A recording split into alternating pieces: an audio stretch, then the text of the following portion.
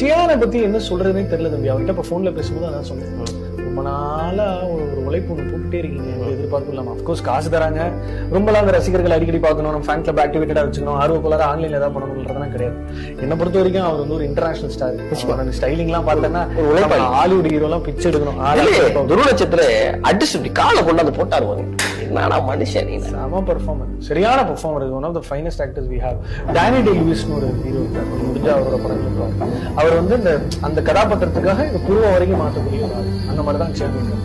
இல்ல ஐலாம் வந்து நீ சியான் விக்ரம் அவரோட பர்சனல் பாடி ட்ரெயினரோட நான் ஒரு சின்ன பதிவு பண்ணிருக்கேன். அது கிட்னில அடி வாங்கி ஆல்மோஸ்ட் தலைவன் போய் அப்படி தொட்டு பார்த்துட்டு தான் வந்திருக்காங்க. அப்படிலாம் ஒருத்தனை தான். அவர் வந்து 45-43 கிலோ இருக்கும்போது அப்படின்னா அவரோட மாறுமா அப்படி வந்து தன்னோட அந்த உடம்போட வந்து எம்ஜிஆர் தூக்கிட்டு நடிச்சு இந்த மேக்கப்பை போட்டு அவர் அது சாத்தியமே கிடையாது. வந்து